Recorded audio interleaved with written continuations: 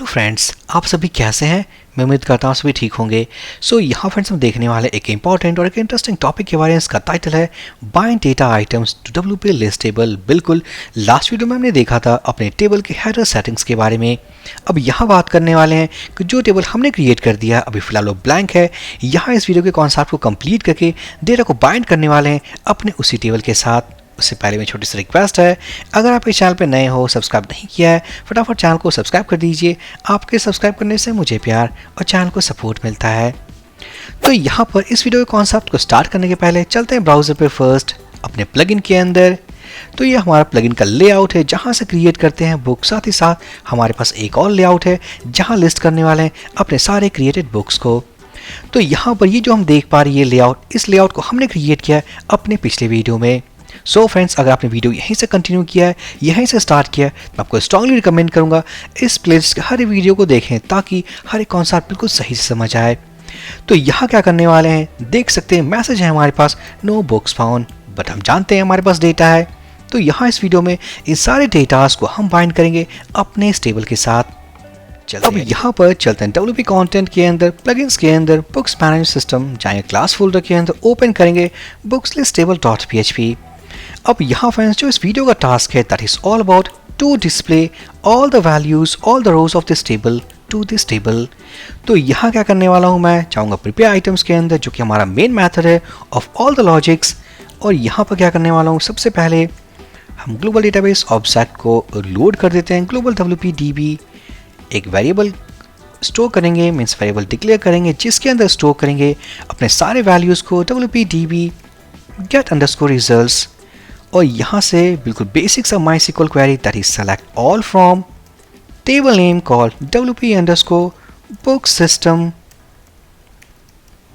System.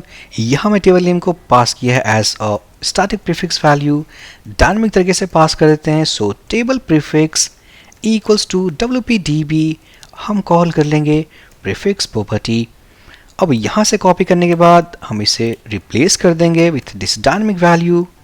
तो successfully इस line of code के थ्रू हमने ये किया, सारे के सारे डेटा को फैच करके अपने इस टेबल से स्टोर कर लिया अपने इस वेरिएबल के अंदर। अब रिमेंबर जो सारे वैल्यूज आने वाले हैं this will be in object format, but जो कंडीशन कहता है, जो रिक्वायरमेंट है हमारे टेबल के अकॉर्डिंग एरे जो रिटर्न हो it is in array format. तो हम क्या करने वाले, सारे डेटा को कन्वर्ट करेंगे from object to array by using second parameter called associative array. So array underscore A. So यहाँ फ्रेंड्स फर्स्ट पैरामीटर जो पास किया that is all about a query which is going to return all the values, और इन सारे values को object से convert करने के लिए एरे फॉर्मेट हमने सेकंड पैरामीटर पास किया दैट इज एरे अंडरस्कोर ए। और फाइनली क्या करने वाले हैं, यहाँ हम डिक्लेयर करेंगे मीन्स यूज के एक और variable that is this items. ये वेरिएबल डिफाइंड है हमारे पेरेंट क्लास के अंदर। So this items equals to books. अब यहाँ सेव करने के बाद हम रिलोड करते हैं तो हम देख पाएंगे जो मैसेज था that is no books found वो रिमूव हो चुका है। इसका मतलब इस टेबल को अब ये इन्फॉर्म हो चुका है कि हमारे पास डेटा है बट डिस्प्ले करना है। सो डिस्प्ले करने के लिए अब हम क्या करने वाले हैं, हम एक मेथड को ओवरराइड करेंगे। चलते हैं बॉटम में और यहाँ पर टू डिस्प्ले डेटा। एक और बात, अब बैकग्राउंड में कुछ प्रोसेस एग्जीक्यूट होने वाले हैं जो वर्डप्रेस बाय डिफॉल्ट हैंडल करने वाला है कि जो डेटा को हमने स्टोर किया अपने इस आइटम्स वेरिएबल के अंदर, अब वर्डप्रेस क्या करने वाला है, इसके ऊपर चलाएगा लूप। अब लूप चलाने के बाद क्या होने वाला है, जो मेथड हम ओवरराइड करेंगे उसे कॉल करेगा। कॉल करने के बाद हर रो में इस की को सर्च करने वाला जो हमने स्पेसिफाई किया और की के अकॉर्डिंग वैल्यू को प्रिंट करेगा। सो यहाँ मैं डिफाइन करूँगा, सबसे पहले ओवरराइड कर लेते हैं public function column underscore default, और यहाँ फर्स्ट पास करेंगे सिंगल बुक, कह सकते हैं सिंगल बुक। उसके बाद होने वाला है column name that is call name return single book. उसके बाद कॉल नेम हम इसे चेक कर लेते हैं इच सेट क्या कॉलम एग्जिस्ट करता है, अगर एग्जिस्ट करता है तो वैल्यू प्रिंट हो जाए, अदरवाइज एम्प्टी वैल्यू। तो यहाँ फ्रेंड्स हमने क्या किया, यहाँ जो बुक्स हमने स्टोर किया था अपने इस वेरिएबल के अंदर, वर्डप्रेस ने बाय डिफॉल्ट एक लूप चलाई हमारे इस वेरिएबल के ऊपर।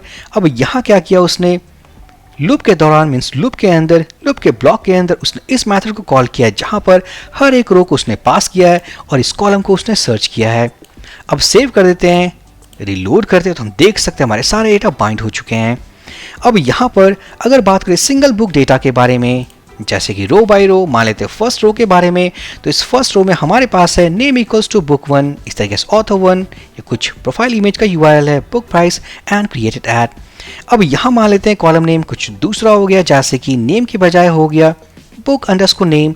तो यहाँ इस फर्स्ट रो में अगर हम सर्च करें बुक नेम, जो कि एग्जिस्ट नहीं करता, तो होने वाला क्या है, अब इस कोड के अकॉर्डिंग यहाँ जो सिंगल बुक है जो हमारे पास रो आया, उस रो में ये कॉलम एग्जिस्ट नहीं करता, तो उस केस में it will be blank value. हम इसे सेव कर देते हैं। सेव करने के बाद रिलोड करेंगे तो हम देख पाएंगे इट इज एम्प्टी। अब यहीं पे मैं कर दूं not available NA, not available, तो हम देख पाएंगे NA। तो कहने का मतलब है जो बैकग्राउंड में वर्डप्रेस ने खुद ही हैंडल किया, दैट इज ऑल अबाउट कि उसने लूप के थ्रू आइटरेट किया हमारे इस आइटम्स के अंदर, जहां हमने स्टोर किया सारे वैल्यूज़ को, और एक हर एक रो बाय रो उसने इस मेथड को कॉल किया है। कॉल करने के बाद हर एक रो में इस कॉलम को उसने सर्च किया है, जो कॉलम्स को हमने यहाँ पास किया है। अब कॉलम को सर्च करने के बाद अगर वो वैल्यू एग्जिस्ट करता हो हमारे इस रो के अंदर तो प्रिंट कर देगा, अदरवाइज नॉट अवेलेबल। इसी तरीके से अगर मैं कर दूँ book price 1, obviously it also not exist. हम रिलोड करते हैं तो हम देख पाएंगे NA। सो ये कॉन्सेप्ट है to bind all the data. हम एक काम करते हैं, NA रहने देते हैं, साथ ही साथ यहाँ चेंज कर देते हैं। Now this time all values will come. So successfully this is the concept that how to bind data with WP list table. So यहाँ फ्रेंड्स स्टेप बाय स्टेप हमने क्या कंप्लीट कर लिया, ऑल अबाउट कि table को कैसे set करें, headers को कैसे क्रिएट करें, साथ ही साथ डेटा को कैसे बाइंड करें। सो स्टेप बाय स्टेप हम इस पूरे कोर्स में कंप्लीट चीज़ों को देखेंगे। सो आई होप ये वीडियो काफ़ी इंपॉर्टेंट और इंटरेस्टिंग था। सो प्लीज़ लाइक कर दें, कमेंट कर दें, चैनल को सब्सक्राइब कर दें। हम मिलते हैं नेक्स्ट वीडियो में। So for this video session guys, thank you for watching and have a great day.